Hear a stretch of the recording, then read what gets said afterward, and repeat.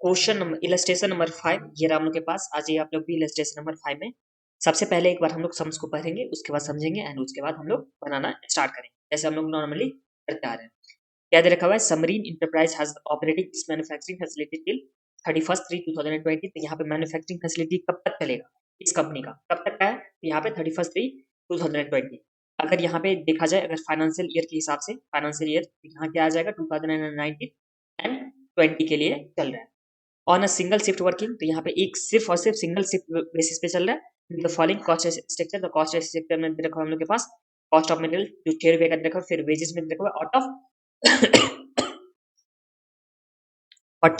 Of which 40 fix. तो देखिए rupees 5 रुपया है, इस 5 रुपया में दो कैटेगरी के हैं, एक है फिक्स, दूसरा क्या है? वेरिएबल। अब फिक्स पोर्शन में कितना बोला? तो 40% फिक्स बोला, तो यहाँ पे 5 का 40% कितना आता है?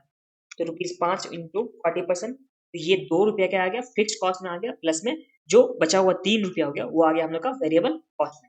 इसी तरह से ओवरहेड के लिए आउट ऑफ विच 80% फिक्स, तो मतलब 5 का 80% देंगे तो ये कितना आ जाएगा? फिक्स में, फिक्स में हम लोग का आ जाएगा 4 रुपया, और यहाँ वेरिएबल में कितना आ जाएगा? 1 रुपीज का। फिर यहाँ पे प्रॉफिट 2 रुपया ऐड करने के बाद सेलिंग प्राइस हम लोग को कितना दे रखा है? 80 रुपीज का दे रखा है। फिर सेल्स ड्यूरिंग 1920 4,32,000, तो हम लोग को सेल्स दे रखा हुआ है इसमें। तो जब भी सेल्स दे रखा हुआ है हम लोग के पास, प्लस में सेलिंग प्राइस दे रखा हो, तो हम लोग को नंबर ऑफ यूनिट सोल्ड तो पता चल जाएगा ना,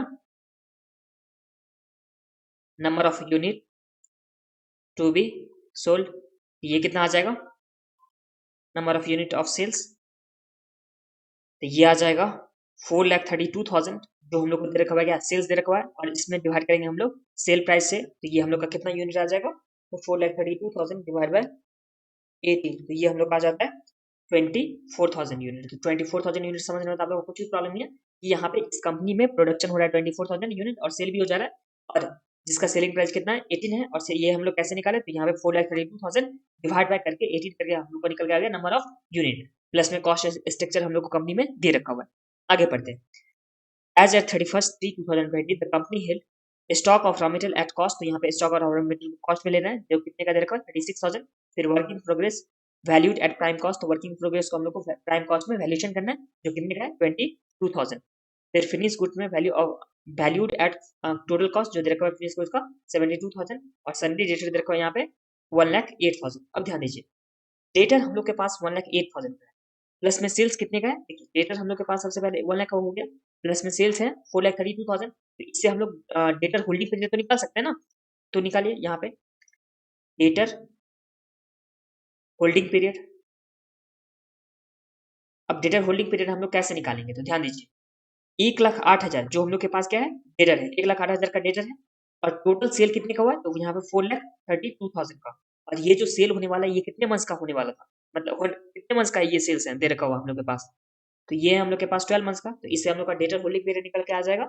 ये आ गया 1,08,000 डिवाइड बाय 4,32,000 इंटू 12, तो ये हम लोग का कितना मंथ्स आ गया? 3 मंथ्स आ गया। तो 3 मंथ समझ में आ गया आप लोग को कि देखिए डेटर है जो 3 मंथ्स का। देखिए 4,32,000 का हम लोग का सेल्स दे रखा होता टोटल और टोटल सेल हम लोग क्या मानेंगे? टोटल सेल ये जो भी दे रखा है सेल वो हम लोग मानेंगे क्रेडिट सेल दे रखा हुआ है, और ये दे रखा हुआ कितने मंथ का होगा सेल्स? ये 12 मंथ्स का, क्योंकि यहाँ पे बोल दिया 1920 के लिए तो 12 मंथ्स का सेल है, और डेटर हम लोग के पास 1,08,000 का है, तो 1,08,000 जो हम लोग को निकालना है, तो ये आ गया न्यूमरेटर में, और जिसका वैल्यू मालूम है तो 4,32,000 का वैल्यू तो मालूम है 12 मंथ्स, इस तरह से हम लोग का 3 मंथ्स क्या आ गया? Debtor holding period. तो यहाँ तक तो आप लोग कुछ भी प्रॉब्लम नहीं है। अब आगे बढ़ते हैं।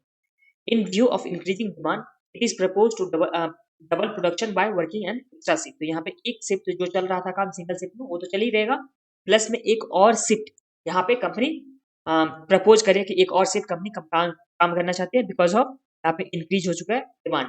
अब it is expected that 10% discount will be available from supplier of raw material in view of increasing value of business। देखिए सप्लायर पहले कितने में दे रहा था? सप्लायर कितने में यहाँ पे इशू कर रहा था? तो यहाँ पे सप्लायर दे रहा था 6 रुपये में रॉ मटेरियल।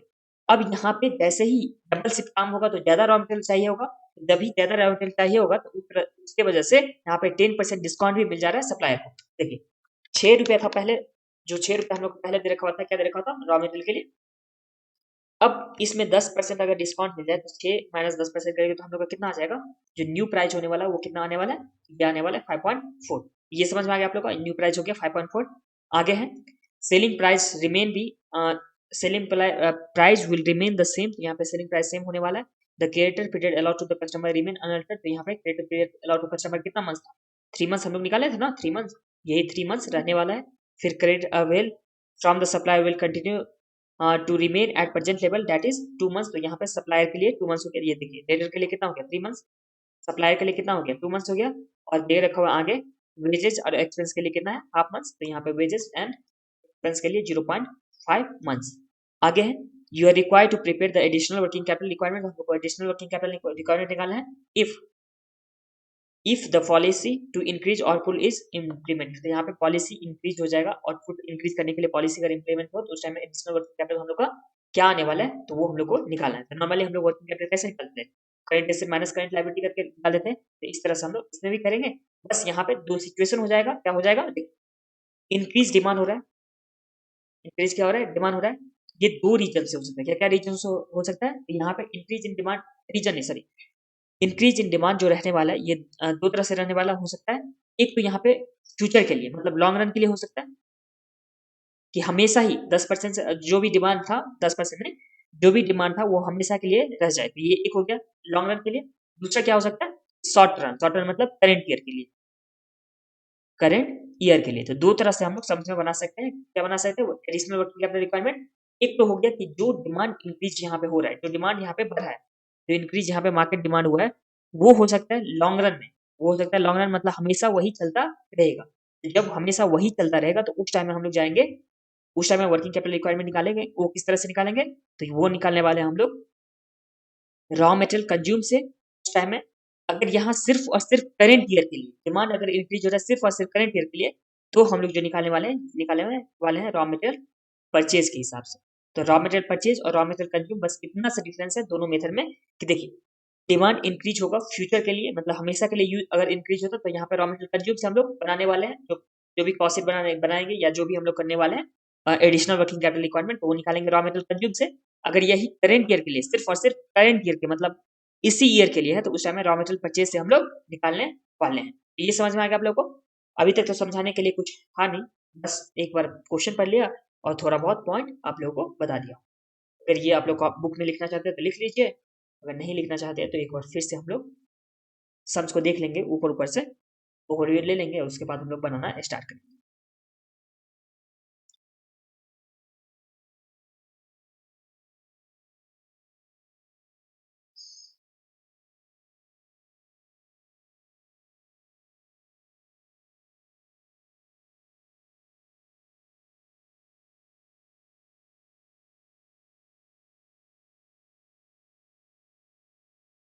चलिए इसे इरेज कर रहा हूँ।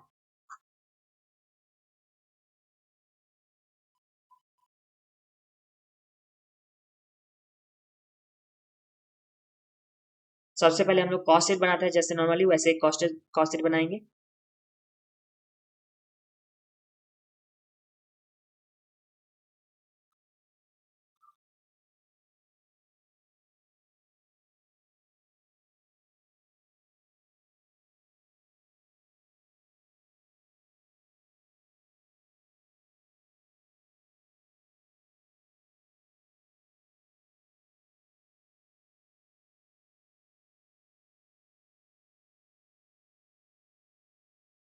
कॉपी में आ जाइए आप लोग, illustration number 5।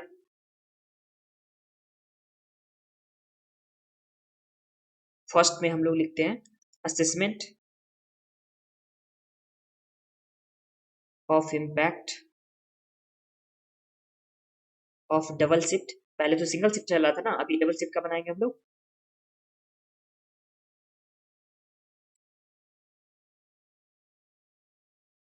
For long run, first time में एज्यूम करें कि हम लोग लॉन्ग रन के लिए बनाने वाले हैं as a matter of production policy.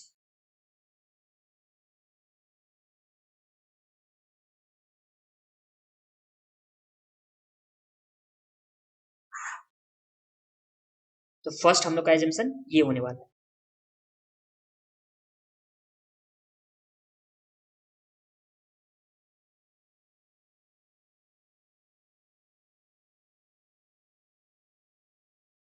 तो ये फर्स्ट हम लोग का एग्जाम्पशन होने वाला है। देखिए नॉर्मली हम लोग को समझ में क्या दे रखा होता है, यहाँ पे दे रखा हुआ है कॉस्ट स्ट्रक्चर दे रखा हुआ है, जो ये हम लोग के पास रहा कॉस्ट स्ट्रक्चर है।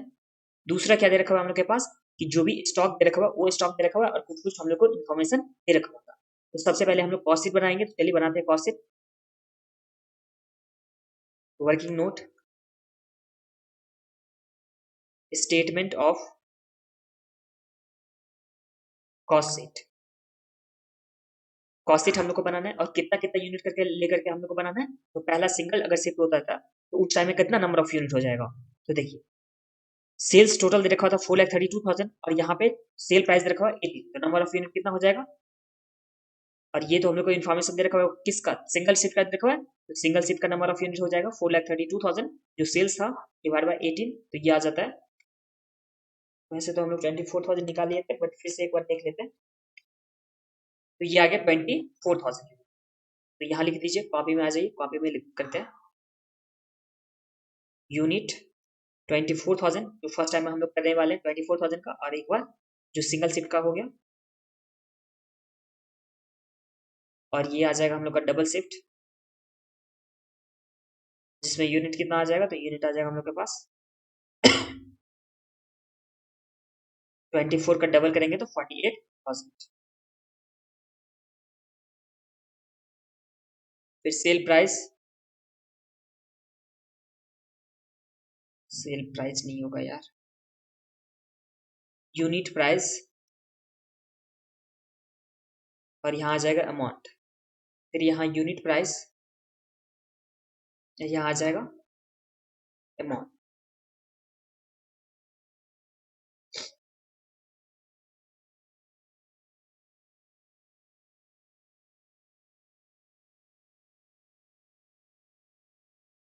Unit price,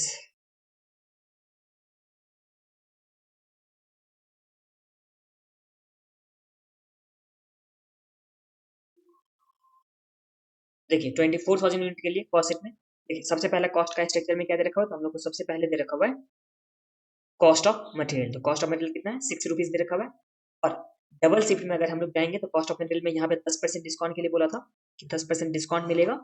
supplier of raw material increase, यहाँ पे अगर डबल शिफ्ट काम करता है तो 10% का डिस्काउंट। तो डिस्काउंट देने के बाद यहाँ पे यूनिट प्राइस कितना आ जाएगा, तो ये आ जाएगा हम लोग के पास 5.4। यहाँ तक तो समझ में कोई प्रॉब्लम नहीं है। यहाँ लिखिए रॉ मटेरियल,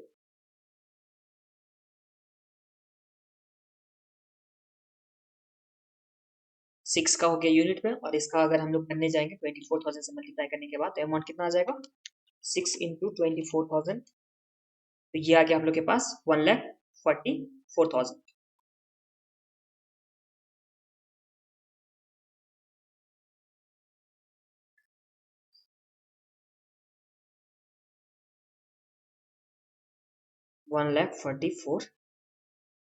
सेकेंड वाली में देखिए 48,000 हम लोग का नंबर ऑफ यूनिट दे रखा हुआ है 48,000, अरे प्राइस कितना हो गया 5.4, तो 5.4 इंटू 48,000, ये हम लोग का आ जाता है 259,200।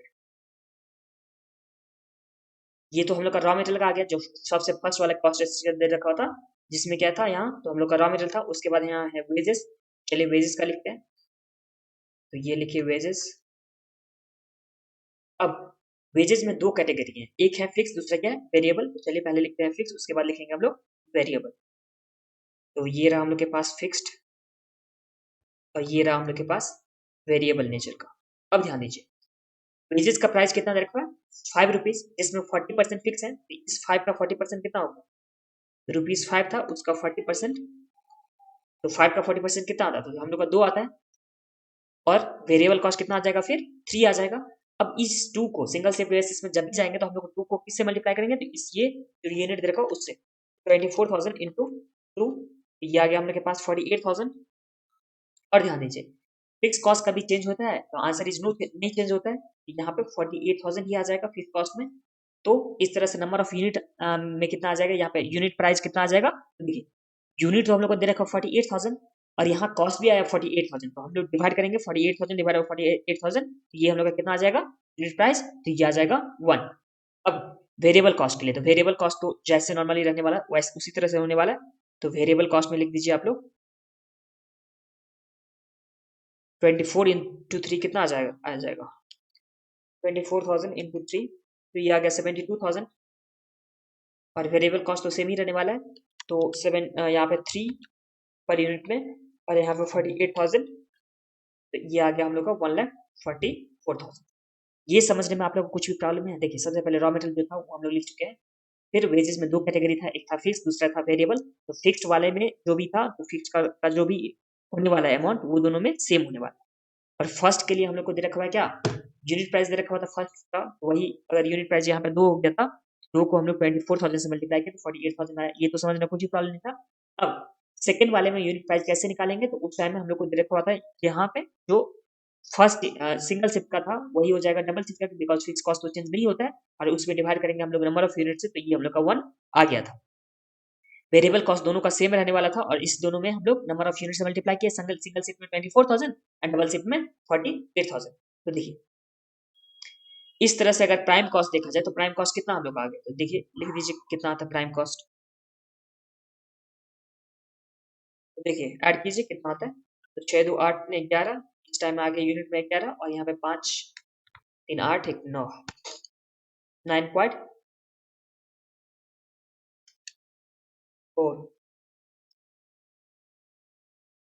और ऐड कीजिए इसको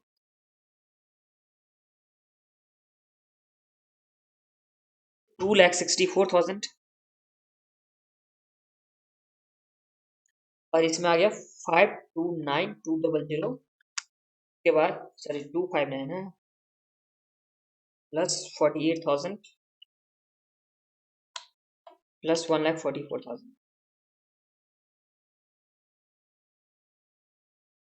क्या जाता है 4,51,200। तो प्राइम कॉस्ट में तो तक तो कुछ डालनी है आप लोग को। अब वेजेज हो गया, वेजेज के बाद कॉस्ट स्ट्रक्चर में क्या दे रखा है, हम लोग को दे रखा है ओवरहेड। ओवरहेड में क्या है, तो 80% फिक्स है, तो चलिए लिखते हैं ओवरहेड।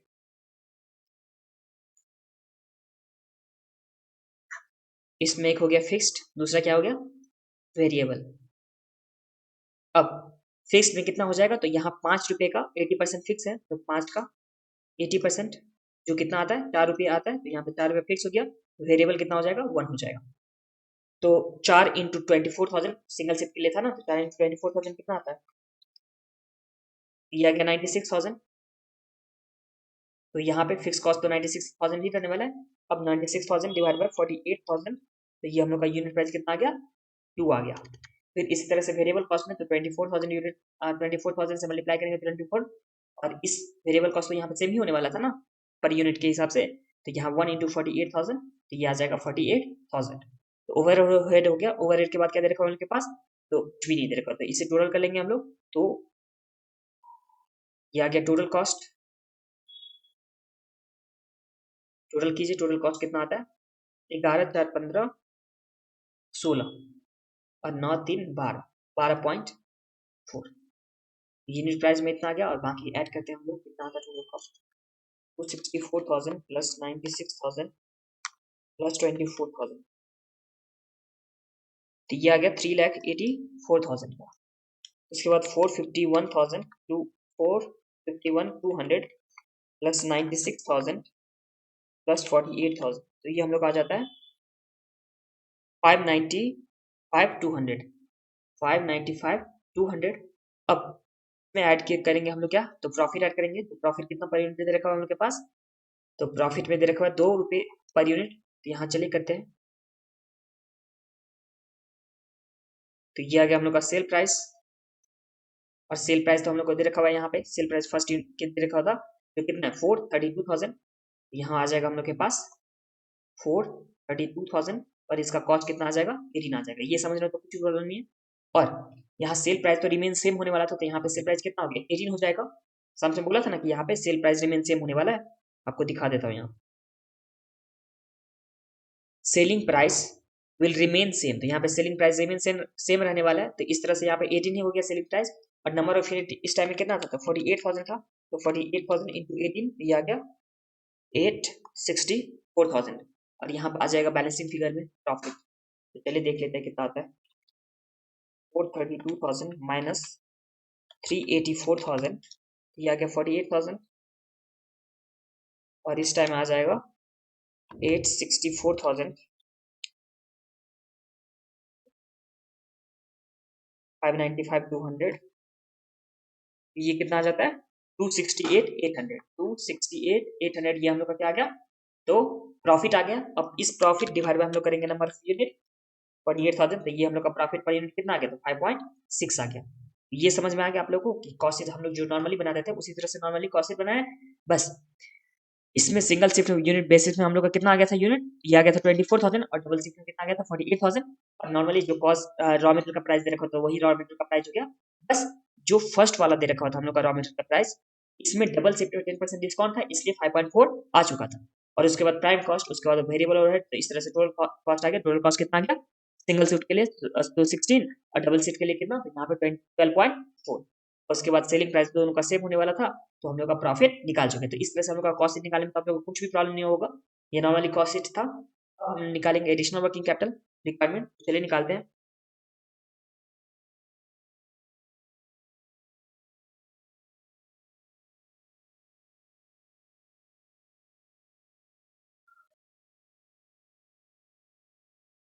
सबसे पहले सिंगल शिफ्ट बेसिस में,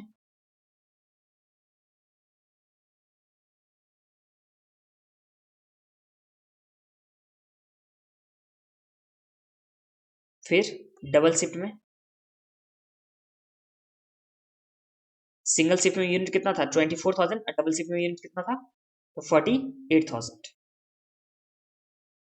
अब यूनिट, नंबर ऑफ यूनिट मतलब, फिर रेट, और यहाँ क्या आ जाएगा अमाउंट, फिर यहाँ यूनिट, उसके लिए रेट, और फिर क्या आ जाएगा, ये आ जाएगा हम लोग के पास अमाउंट। तो जैसे हम लोग नॉर्मली निकालते थे, क्या निकालते थे वर्किंग कैपिटल, वैसे इसमें भी निकालने वाले। तो सबसे पहले हम लोग क्या यहाँ पे स्टार्ट करेंगे, तो करेंट एसेट से स्टार्ट करेंगे। तो आ जाए करेंट एसेट लिखते हैं।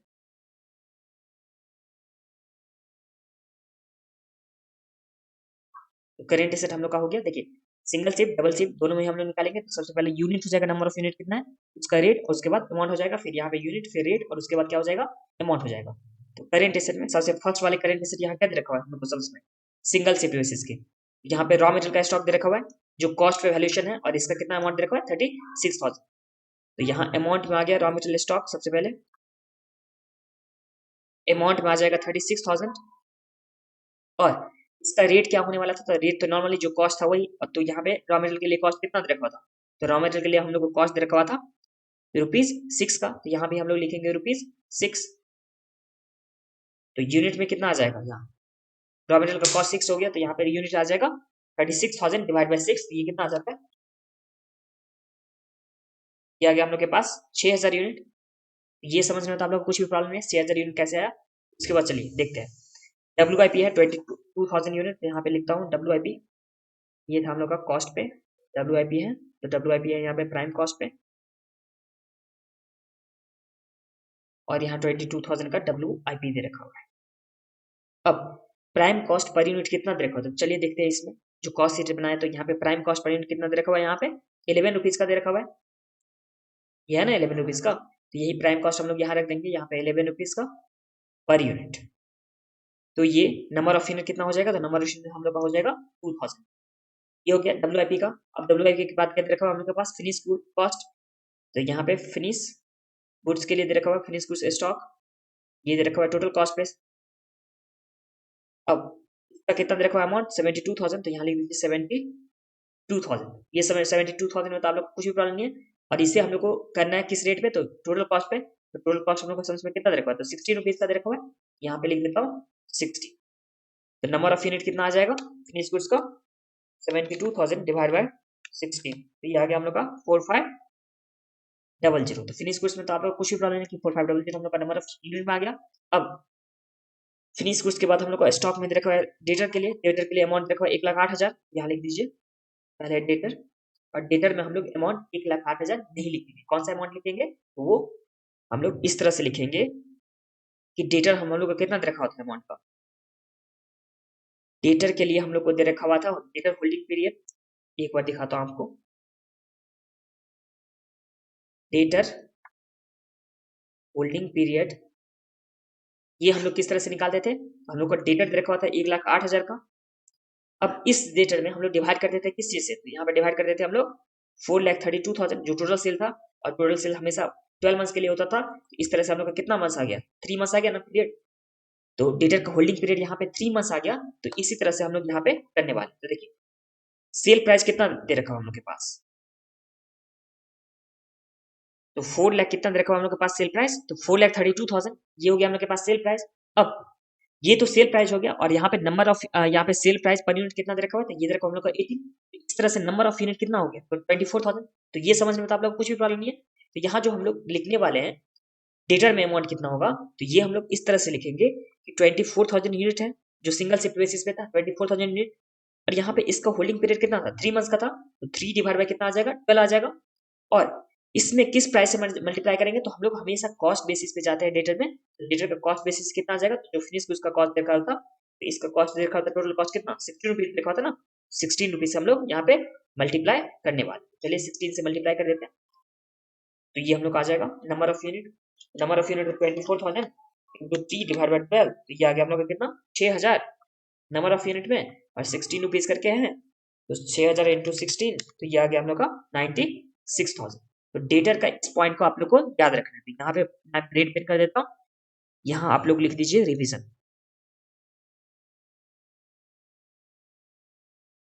ठीक है, तो किस तरह से आया था, तो देखिए 24,000 यूनिट हम लोग का दे रखा हुआ था सिंगल शिफ्ट में, और इसमें डेटर का हम लोग जो निकाले थे होल्डिंग पीरियड वो था 3 मंथ्स। तो यहाँ पे 3 डिवाइड बाय 12 के करके, और 16 से मल्टीप्लाई किया, यहाँ पे 3 डिवाइड बाय 12 किया तो हम लोग का 6,000 आ गया, और 16 से मल्टीप्लाई किया तो हम लोग का 96 आ गया, डेटर आ गया। तो इस तरह से हम लोग का ये टोटल करेंट एसेट आ गया ना, टोटल करेंट एसेट क्या जाएगा। अगर यही डबल शिफ्ट बेसिस में अगर हम लोग जाएं तो उस टाइम हम लोग किस तरह से जाएंगे, तो देखिए डबल शिफ्ट यूनिट में अगर जाएंगे तो यहाँ पे जो रॉ मेटेरियल का स्टॉक रखा था 6,000, वो कितना डबल होकर कितना हो जाएगा, 12,000 हो जाएगा। बट रेट था, रेट हम लोग का रॉ मेटेरियल का कम हो गया था, तो रेट कम होकर कितना हो गया था 5.4, 10% से कम होकर के, तो 5.4 तो 12,000 इंटू 5.4, तो ये कितना आ गया 64,800। ये समझ में आ गया आप लोग को 64,800 कैसे, तो देखिए रॉ मटेरियल के लिए जो हम लोग का रेट रखा था ये कितना हो गया था 5.4 हो गया था ना, तो इसलिए यहाँ पे हम लोग 5.4 से मल्टीप्लाई किए। अब ध्यान दीजिए जो WIP होने वाला है, जो किसी मशीन कोई मशीन यहाँ पे मान लो यहाँ पे एक मशीन है, इस मशीन में काम हो रहा है, तो WIP क्या होता है कि जहाँ पे WIP हो गया वर्किंग प्रोग्रेस, जो काम चल रहा था उस टाइम में जो मटेरियल होता है, जो उस मटेरियल के बिना काम रुक जाएगा, उस उतना मटेरियल यहाँ पे काम रहेगा ही रहेगा, मशीन में ही जितना रहेगा, जो मशीन में ही जितना रॉ मटेरियल रहने वाला है, ये क्या हो जाता है WIP हो जाता है। और WIP को यहाँ पे वैल्यूएशन किस पे किया गया है, तो WIP का वैल्यूएशन यहाँ पे किया गया है प्राइम कॉस्ट। तो प्राइम कॉस्ट पे WIP का वैल्यूएशन किया गया, तो इसलिए हम लोग ईच एंड एवरी रिस्पेक्ट में कितना लेने वाले हैं, तो यहाँ पे हम लोग 100% लेने वाले हैं, जो रॉ मटेरियल के भी रिस्पेक्ट में, प्लस में जो हम लोग को दे रखा होता है वेजेस के रिस्पेक्ट में, वहां भी हम लोग को 100% ही लेना है। तो ये हम लोग का WIP हो गया। और WIP जो यहाँ पे सिंगल शिफ्ट है, मान के रखो यहाँ पे सिंगल शिफ्ट है, तो जितना मशीन में रहेगा वो रहेगा ही।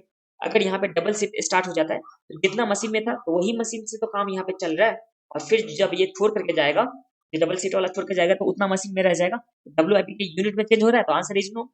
जो यहाँ पे एक मशीन में जाएगा, अब डबल शिफ्ट भी काम हो रहा हो तो उससे भी फर्क तो नहीं पड़ता है, जितना इस मशीन में रहना चाहिए WIP उतना ही नेक्स्ट शिफ्ट के लिए भी रहने वाला है WIP। यहाँ पे अगर मशीन दूसरा लेकर के आ जाता, सम्स में अगर बोलता है कि हाँ दूसरा मशीन लेके आया गया है, तो उस टाइम में WIP चेंज हो जाता। बट WIP मशीन तो सेम ही है, तो मशीन जितना सेम ही है तो उसमें जितना रॉ मटेरियल रहने वाला है, जितना जो WIP रहने वाला है स्टॉक, वो तो सेम ही रहने वाला है, चाहे सिंगल शिफ्ट हो, डबल शिफ्ट हो या ट्रिपल शिफ्ट हो। तो किसी भी बेसिस पे कोई भी कितना भी शिफ्ट हो, बट जो रॉ मटेरियल का जो स्टॉक होने वाला है वो दोनों केस में क्या होता है, सेम होता है। तो यहाँ पे हम लोग इसलिए जो WIP का यूनिट है वो हम लोग कितना लेने वाले हैं, तो ये लेने वाला है हम लोग सिर्फ और सिर्फ 2,000। इसका कॉस्ट कितना आ जाएगा, तो इसे हम लोग को प्राइम कॉस्ट में वैल्यूएशन करना था, और प्राइम कॉस्ट कितना दे रखा है उनके पास, तो प्राइम कॉस्ट दे रखा है 9.4। डबल शिफ्ट के लिए हम लोग का 9.4 था लिखा हुआ ना, ये रहा ना 9.4, तो यही हम लोग का हो जाएगा प्राइम कॉस्ट। यहाँ लिख दीजिए 9.4, और इस 9.4 से WIP को मल्टीप्लाई कीजिए, कितना आता है 2,000 इंटू 9. ये आ गया 18,800। यही फिनिश गुड्स बढ़ जाएगा, डबल शिफ्ट होने से क्या हो जाता है फिनिश गुड्स तो बढ़ जाएगा ना, उसमें तो मशीन वाला तो ऐसा नहीं है कि मशीन में रह जाएगा फिनिश गुड्स, ये तो बाहर निकल जाता था, तो फिनिश गुड्स भी बढ़ जाएगा। तो यहाँ पे 4500 है फिनिश गुड्स, ये कितना हो जाएगा डबल होकर के 9,000 और इसका प्राइस कितना होने वाला था टोटल कॉस्ट पे, तो टोटल कॉस्ट कितना है 12.4, तो यहाँ लिख दीजिए 12.4, 9,000 इंटू 12.4, ये आ जाता है हम लोग के पास 1,11,600, 1,11,600 हम लोग का क्या आ गया फिनिश गुड्स का। यही डेटर में भी होगा, डेटर भी हम लोग कंज्यूम करेंगे, ये डेटर भी डबल हो जा रहा है, तो यहाँ पे डेटर का अमाउंट कितना आ जाएगा 6,000 यूनिट में था, तो यहाँ डबल हो जाएगा यूनिट, मतलब 12,000 यूनिट के लिए डेटर हम लोग का हो जाएगा, तो 12,000 इंटू इसका रेट तो यही हो जाएगा ना टोटल कॉस्ट 12.4, तो 12,000 इंटू 12.4 ये आ गया हम लोग का 148,800, 148,800 ये हम लोग का क्या आ गया के लिए। अब टोटल कर लीजिए सब सारे को, तो ये आ जाता है 36,000 सिंगल सीट का पहले कर रहा हूँ, टोटल करेंट रेट कितना हो जाएगा 226,000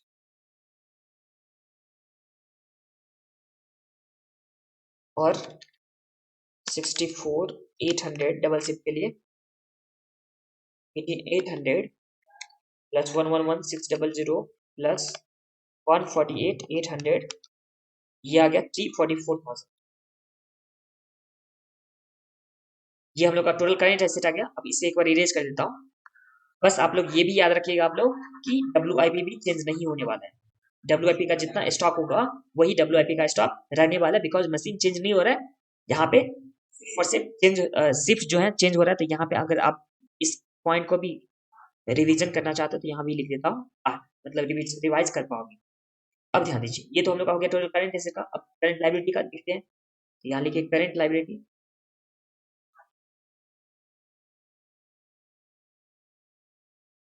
करंट लायबिलिटी। अब करंट लायबिलिटी में क्या क्या आने वाला है, तो सबसे पहले हम लोग का आएगा क्रेडिटर फॉर मटेरियल, तो क्रेडिटर फॉर मटेरियल इसमें कितना अमाउंट आने वाला है, तो देखिए 24,000 सिंगल सीट का अगर देखा जाए तो 24,000, और इसके लिए होल्डिंग पीरियड कितना दे रखा है, तो क्रेडिटर के लिए हम लोग को दे रखा है यहाँ पे 2 मंथ्स, सप्लायर के लिए 2 मंथ्स है ना, तो ये आ जाएगा 2 डिवाइड बाय 12, तो हम लोग का नंबर ऑफ यूनिट आ जाएगा 24,000 इंटू 2 बाई 12, तो 2 डिवाइड बाय 12, तो ये आ गया 4,000 यूनिट में।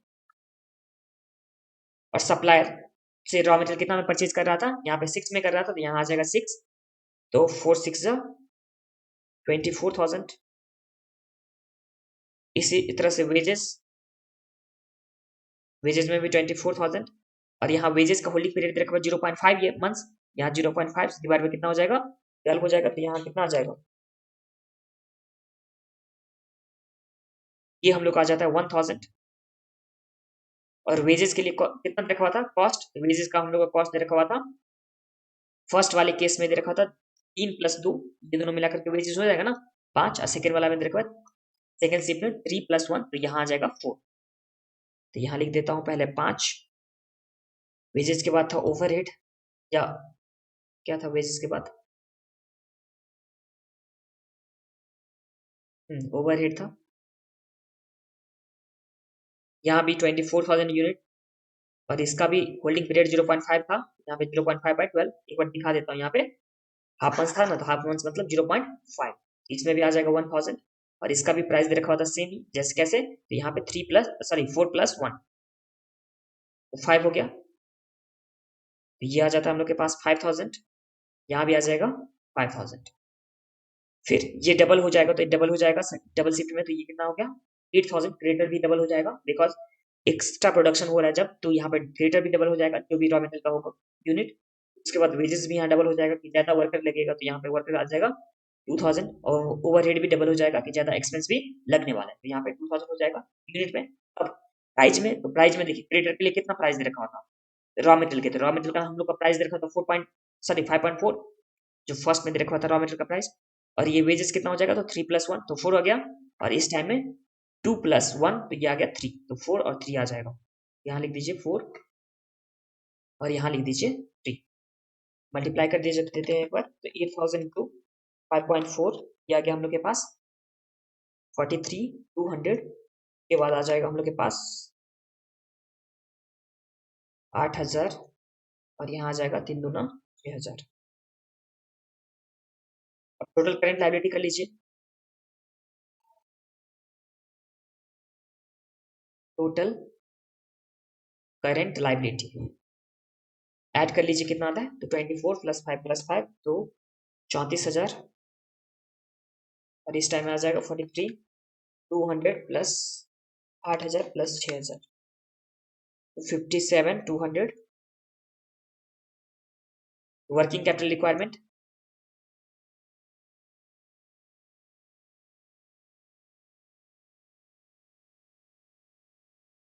कितना वर्किंग कैपिटल रिक्वायरमेंट होगा, देखिए 226,000, ये तो हम लोग का क्या दे रखा हुआ है, टोटल करंट एसेट देखा हुआ है, जिसमें से करंट लायबिलिटी 34,000 माइनस कीजिए, ये आ जाता है 192,000।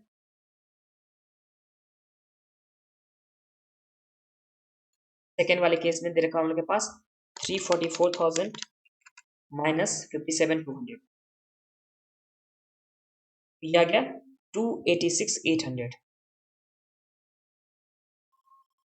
अगर यही हम लोग करेंगे, एडिशनल वर्किंग कैपिटल कितना चाहिए होगा कंपनी को, यहाँ चलिए लिखता हूँ, एडिशनल वर्किंग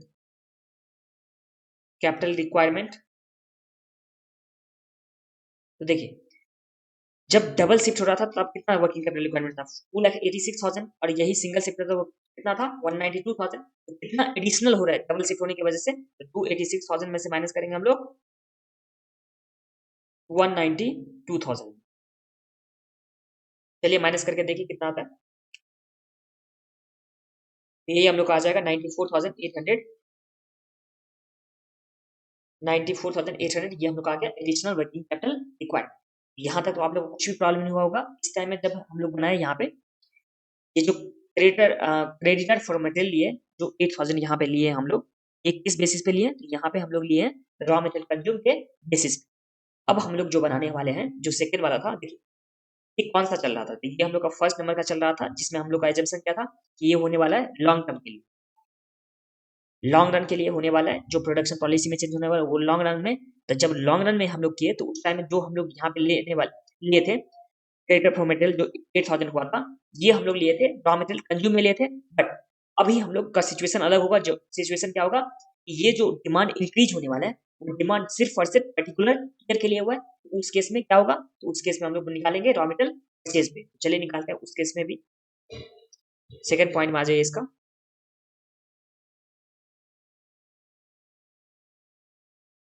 ये तो फर्स्ट एजम्पशन था ना, अब सेकंड एजम्पशन में आ जाइए,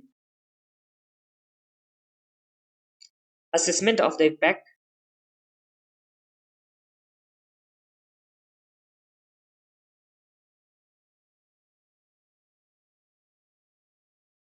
of double shift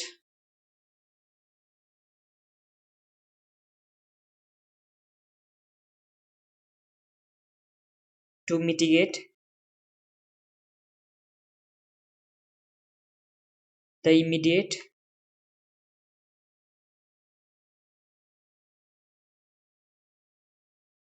demand for next year only.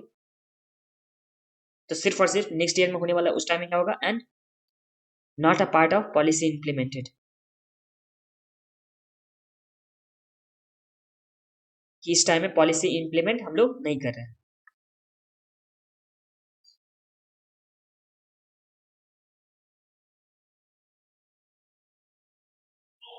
देखिए इस टाइम में क्या होने वाला है, इस टाइम में हम लोग सबसे पहले निकालेंगे कि यहाँ पे रॉ मटेरियल परचेज कितना हुआ, वो निकालने के बाद ही हम लोग इसमें जाएंगे।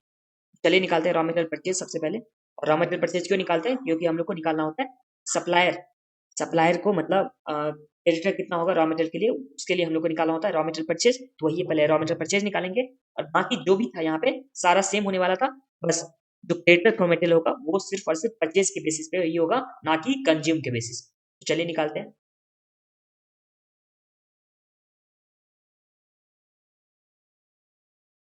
कैलकुलेशन ऑफ, वर्किंग नोट में आ जाएगा, number of unit to be purchase,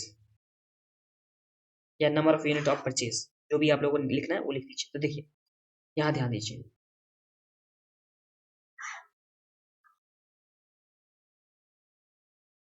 सबसे पहले नंबर ऑफ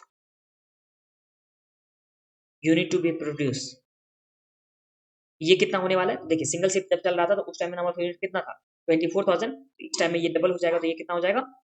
24,000 इंटू 2, ये आ गया हम लोग के पास 48,000 यूनिट में आ जाएगा। 48,000, ये तो आप लोग को समझने में कुछ भी प्रॉब्लम नहीं है, ये कितना प्रोड्यूस होना चाहिए, तो यहाँ पे 48,000 प्रोड्यूस होना चाहिए। इसमें ऐड करेंगे हम लोग, ये तो प्रोडक्शन का है ना, add opening stock of finish goods, ये ऐड करते ना, और लेस करते थे हम लोग क्या चीज, तो लेस करते थे closing stock of finish goods, less करेंगे closing stock of finish goods, ये हम लोग का क्या आ जाएगा? नंबर ऑफ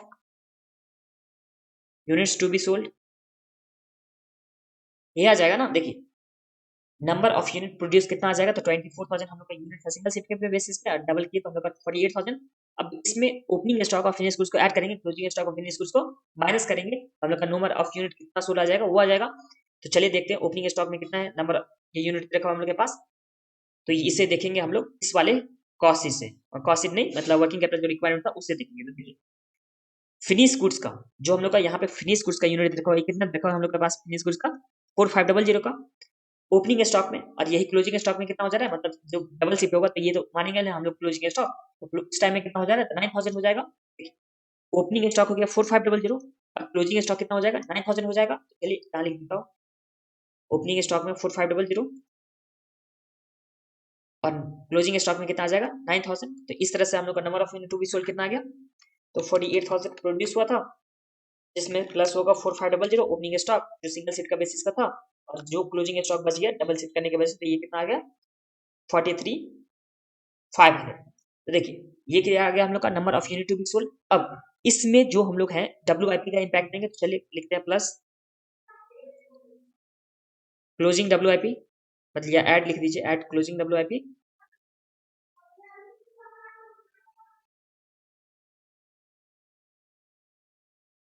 तो क्लोजिंग WIP ओपनिंग WIP दोनों ही केस में क्या था, सेम ही था, जो 2,000 रखा हुआ था, यहाँ पे दिखा देता हूँ आपको, चाहे क्लोजिंग WIP हो चाहे ओपनिंग WIP हो, कितना है 2,000 का 2,000 है, यहाँ लिख देते 2,000 और 2,000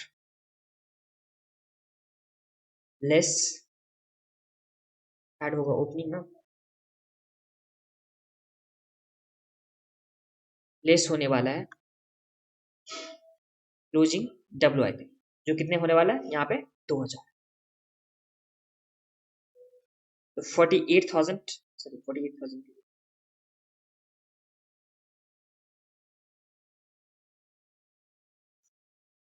इससे पहले यहाँ लिख दीजिए आप लोग, काम कीजिए, यहाँ लिखिए raw material number of unit to be produce, number of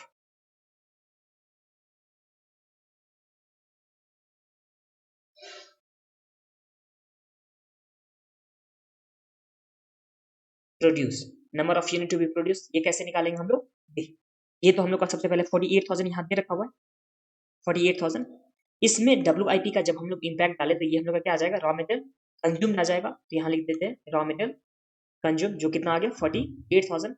अब रॉ मटेरियल कंज्यूम तो हम लोग को निकल के आ गया, अब हम लोग को रॉ मटेरियल परचेज में जाना, तो इसके लिए हम लोग को opening stock of raw material और closing stock of raw material को एडजस्ट करना होगा, तो यहाँ लिखिए add closing stock of raw material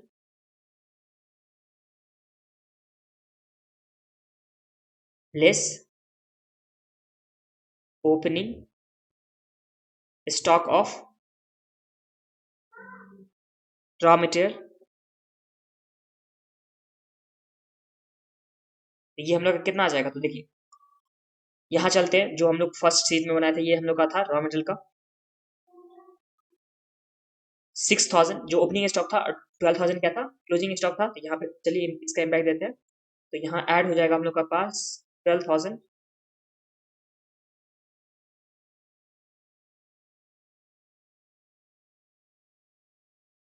और लेस हो जाएगा 6,000। इस तरह से ये हम लोग का क्या आ जाएगा, रॉ मटेरियल परचेज आ जाएगा, जो कितना आ जाएगा हम लोग के पास, लेस 6,000 करने के बाद, ये चलिए देख लीजिए 48,000 प्लस 12,000 माइनस 6,000, तो ये हम लोग का आ जाता है 54,000। अब ये जो 54,000 रॉ मेटेरियल परचेज है, इसी से हम लोग को क्या निकालना है, तो इसी से हम लोग को निकालना होगा, हाँ, उसे क्या बोलते हैं, यहाँ ये जो दे रखा है रॉ मेटेरियल परचेज, इससे हम लोग को सप्लाई निकालना होगा। एक बार आप लोग फिर से देख लीजिए ये वाला पॉइंट क्या दे रखा हुआ है। देखिए सबसे पहले हम लोग निकाले कि रॉ मेटेरियल परचेज कितना होगा, यही हम लोग को मेन पॉइंट निकालना था। अब इसमें ये आप लोग निकालो या ना निकालो, इससे कुछ फर्क नहीं पड़ता है। ये वाले पॉइंट यहाँ से यहाँ तक आप लोग निकालो या ना निकालो, इससे कुछ भी फर्क नहीं पड़ेगा। हम लोग को मेन क्या निकालना है, रॉ मेटेरियल परचेज कितना होगा। जिस रॉ मेटेरियल परचेज से हम लोग को निकालना होगा कि सप्लायर कितना होगा, और जब सप्लायर जितना भी होगा उससे हम लोग रॉ मेटेरियल जो भी working capital, additional working capital requirement होगा सेकंड कंडीशन के हिसाब से, मतलब सिर्फ और सिर्फ इस पर्टिकुलर ईयर के हिसाब से वो हम लोग निकालेंगे। फिर देखिए number of unit to be produce जो हम लोग का 48,000 दे रखा हुआ था बुक में, ये हम लोग का लिखेंगे। उसके बाद इसमें ऐड करेंगे क्लोजिंग स्टॉक, इसमें ऐड होगा क्लोजिंग स्टॉक और लेस क्या होगा, ओपनिंग स्टॉक और डब्ल्यूआईपी। यहाँ पे ऐड क्लोजिंग और लेस क्या करेंगे, ओपनिंग स्टॉक। तो हम लोग का रॉ मटेरियल आ जाएगा कंज्यूम। अब इस रॉ मटेरियल कंज्यूम में closing stock of raw material हम लोग ऐड करने वाला है, ओपनिंग को लेस करने वाला, तो हम लोग आ जाएगा रॉ मटेरियल परचेज। अब ये परचेज से हम लोग को सिर्फ और सिर्फ एक ही फिगर चेंज करना है, जो जो पुराने वाला हम लोग कर रखा था वर्किंग कैपिटल रिक्वायरमेंट, इसमें सिर्फ और सिर्फ ये वाली फिगर चेंज होगा, बाकी सेम ही रहने वाला है, और उससे हम लोग वर्किंग कैपिटल रिक्वायरमेंट निकालेंगे। तो आप लोग चाहोगे तो ये इसमें सिर्फ और सिर्फ चाहोगे तो इतना भी कर सकते हो, जो क्या कर सकते हो कि रॉ मटेरियल परचेज से परचेज हम लोग को निकालना है। परचेज निकालने के लिए सबसे पहले रॉ मटेरियल कंज्यूम दे रखा हुआ था, सॉरी रॉ मटेरियल यहाँ पे प्रोड्यूस दे रखा हुआ 48,000, 24,000 इंटू 2 करके, इसमें क्लोजिंग डब्ल्यूआईपी से कुछ इम्पैक्ट नहीं आया था। रॉ मटेरियल कंज्यूम आ गया और उसमें क्लोजिंग स्टॉक और रॉ मटेरियल लेस ओपनिंग करे, तो हम लोग का आ गया रॉ मटेरियल परचेज कितना है। चलिए अब बनाते हैं हम लोग वर्किंग कैपिटल रिक्वायरमेंट। ये तो सिंपल हो जाएगा, जो हम लोग का दे रखा था फर्स्ट वाला वो हम लोग सेम टू सेम वहां से कॉपी करेंगे। ये है सिंगल शिफ्ट और ये आ जाएगा डबल शिफ्ट। अब सिंगल शिफ्ट में हम लोग क्या करेंगे, तो सबसे पहले जो करंट एसेट रखा था, टोटल करंट एसेट, वो हम लोग लिख लेते हैं। तो करंट एसेट का टोटल कितना रखा था, तो वही हम लोग इसी से ले लेंगे। तो करंट एसेट का टोटल हम लोग को दे रखा हुआ था यहाँ 226,000 और 344,000। तो चलिए लिखते हैं, ये कितना आ गया हम लोग का 226 और 344, 226,000 और ये है हम लोग के पास 344,000।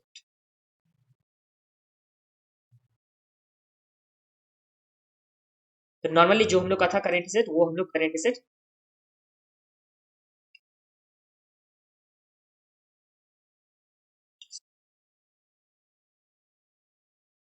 ये हम लोग ले चुके। जो करेंट एसेट का टोटल था वही हम लोग करेंट एसेट का टोटल जो जैसे उसमें लिखा हुआ था सेम टू सेम यहाँ पे आप लोग को लिख देना है। इसमें करंट लायबिलिटी के लिए करंट एसेट का तो टोटल हम लोग को ये हो गया, हम लोग मान लेते हैं, ये मान लेते हैं करंट एसेट के लिए। अब करंट लायबिलिटी के लिए, तो करंट लायबिलिटी में क्या था, सबसे पहले सप्लायर ऑफ रॉ मटेरियल, तो सप्लायर ऑफ रॉ मटेरियल इसके लिए जो हम लोग का फर्स्ट में सिंगल शिफ्ट में था वही हम लोग कॉपी करेंगे। फिर दे रखा था हम लोग के पास वेजेस, ऑटो स्ट्रेनिंग वेजेस, फिर ऑटो स्ट्रेनिंग ओवरहेड, जो नॉर्मली उसमें दे रखा था वही हम लोग यहाँ पे कॉपी करने वाला। तो ये कितना कितना दे रखा हुआ है, तो 2455, ये आ गया 24,000, ये आ गया हम लोग के पास 5,000 और ये भी आ जाएगा हम लोग के पास 5,000। अब ध्यान दीजिए, जो हम लोग सप्लायर लेने वाले हैं डबल शिफ्ट में, तो उसमें हम लोग कितना अमाउंट लेने वाले हैं, तो देखिए डबल शिफ्ट में जो काम हो रहा है वो कितने का, डबल शिफ्ट में 48,000 यूनिट का काम हो रहा है। बट इसमें जो परचेज हुआ है वो परचेज कितने का हुआ है, रॉ मटेरियल तो 54,000 का हुआ है। तो हम लोग को जो फिगर लेना है अभी वो लेना है 54,000 वाले रॉ मटेरियल। जब भी हम लोग सप्लायर ऑफ रॉ मटेरियल लेंगे वो 54,000 का लेंगे, ना करके यहाँ पे रॉ मटेरियल का जो 48 का। तो बस इसमें डिफरेंस बस इतना ही था कि हम लोग को यहाँ लेना है 54,000 यूनिट लेना है। और कितना होलिंग पीरियड था, 2 मंथ था, तो यहाँ पे 2 डिवाइड बाई कितना आ जाएगा, 12 आ जाएगा। ये हम लोग का अमाउंट आ जाएगा यहाँ पे नंबर यूनिट में, और ये था हम लोग का रेट, और ये था हम लोग का अमाउंट। यूनिट में हम लोग का आ जाएगा 54,000 इंटू 2 डिवाइड बाई 12, तो ये आ गया हम लोग के पास 9,000। बस जो चेंजेस था वो सिर्फ और सिर्फ इसमें है और बाकी में चेंजेस नहीं है। फिर वेजेस का जो भी 1,000 रखा, 2,000 रखा था वही 2,000 आ जाएगा, और इसमें भी आ जाएगा यहाँ पे 2,000। चलिए इसमें रेट कितना रखा हुआ था इसी से ले लेता हूँ। तो रेट हम लोग के पास है 5.4 और 4.3, यहाँ लिख दीजिए 5.4 4.3, 5.4 और उसके बाद 4 और उसके बाद 3, 9,000 इंटू 5.4, तो ये आ जाता है हम लोग के पास 48,600 और 4 दूना 8,000 और ये हो जाएगा 6000। तो लाइबिलिटी का टोटल कर लीजिए।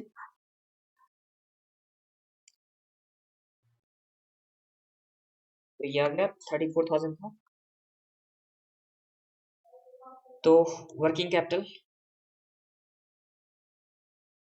जो एसेट माइनस क्या हो जाएगा, current liability. Current asset minus current liability कितना हो जाएगा, तो यहाँ दे रखा हम लोग के पास करेंट एसेट 226, तो फर्स्ट वाले का तो कुछ भी चेंजेस नहीं है, माइनस 34,000, तो ये आ गया 192,000।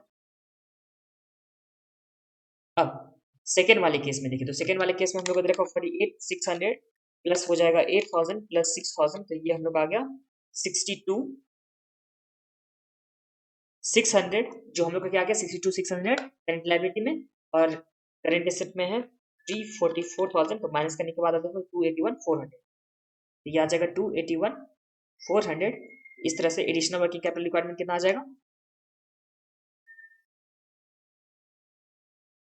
वर्किंग कैपिटल रिक्वायरमेंट देखिए, ये तो हम लोग का जो एक्स्ट्रा शिफ्ट करने के बाद होता है, तो यहाँ पे 281,400 इसमें से माइनस कर देंगे, सिंगल शिफ्ट बेसिस पे था 192,000, तो ये माइनस करने के बाद कितना आ जाता है, तो ये आ गया हम लोग के पास 89,400। ये समझ में आ गया आप लोग को कि वर्किंग कैपिटल रिक्वायरमेंट में हम लोग किस तरह से किया, तो देखिए जो हम लोग का फर्स्ट वाला स्टेटमेंट दे रखा था, जो फर्स्ट स्टेटमेंट कि हम लोग लॉन्ग रन के लिए एज्यूम करे थे, तो उस टाइम में रॉ मटेरियल कंज्यूम के हिसाब से लिए थे, जो रॉ मटेरियल कंज्यूम था वो हम लोग का रॉ मटेरियल कंज्यूम कितना था, अगर 8,000 के लिए देखा जाए, तो इस टाइम अगर इस 8,000 का देखा जाए, तो रॉ मटेरियल कंज्यूम तो हम लोग का 48,000 था। अब इस 48,000 में हम लोग 2 मंथ्स का पीरियड दे रखा था, होल्डिंग पीरियड, दोबारा में 12 किए, तो ये हम लोग का अमाउंट आ गया था 8,000। बट जो हम लोग डबल शिफ्ट बेसिस पे वही डबल शिफ्ट बेसिस में जो हम लोग का दूसरा एजेंसन था कि सिर्फ और सिर्फ पर्टिकुलर ईयर के लिए था, तो उस टाइम में हम लोग को सिर्फ एक एक्स्ट्रा पॉइंट निकाला हुआ, जो हम लोग का रॉ मटेरियल परचेज, ये कैसे निकाले, तो रॉ मटेरियल कंज्यूम उसमें डब्ल्यूआईपी का इम्पैक्ट दिया, और डब्ल्यूआईपी तो दोनों ही केस में सेम था, तो उसका हम लोग कुछ भी नहीं किए। उसके बाद रॉ मटेरियल कंज्यूम आ गया हम लोग का, रॉ मटेरियल कंज्यूम के बाद closing stock of raw material को ऐड करने से और ओपनिंग स्टॉक को लेस करने के बाद हम लोग का रॉ मटेरियल परचेज आ गया, जो कितना आ गया 54,000।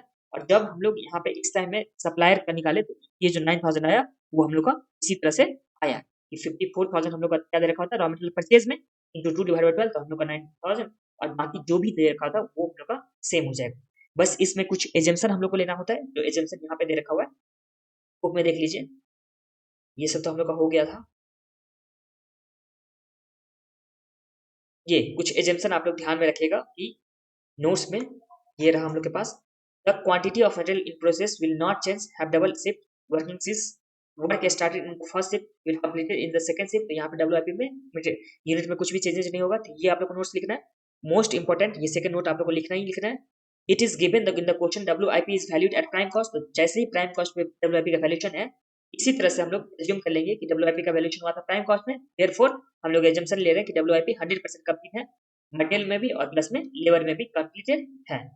उसके बाद थर्ड वाले इन्फॉर्मेशन में, in absence of any information on production of the credit sales, the total sales of debtor quantity has double in the shift, यहाँ पे क्या मान लिया हम लोग कि जो सिंगल शिफ्ट में जितना का डेटा रखा था वही डबल शिफ्ट में क्या हो जाएगा, इसका डबल हो जाएगा, मतलब 6,000 हम लोग का दे रखा था सिंगल शिफ्ट में जो हम लोग निकाले थे, उसके होल्डिंग पीरियड निकालने के बाद, तो वही क्या हो जाएगा यहाँ पे डबल हो जाएगा। और it is assumed that the all purchase on credit, तो जो भी परचेज था वो हम लोग को क्रेडिट में था, बस इसी के साथ ये हम लोग का सम्स कंप्लीट होता है। बस एक बार आप लोग क्या कीजिएगा, इसे 2 बार, इस सम्स को 2 बार आप लोग रिवीजन कीजिएगा। अगर एग्जाम में 10 मार्क्स अगर आ जाता है तो इसमें टाइम तो ज्यादा लगता है ना, तो इसकी वजह से आप लोग जब 2 बार इसे रिवीजन करोगे तो आपका टाइम वहां पे सेव हो जाएगा, एक बार फास्ट हो जाओगे। चलिए मिलते हैं अब हम लोग नेक्स्ट वीडियो में।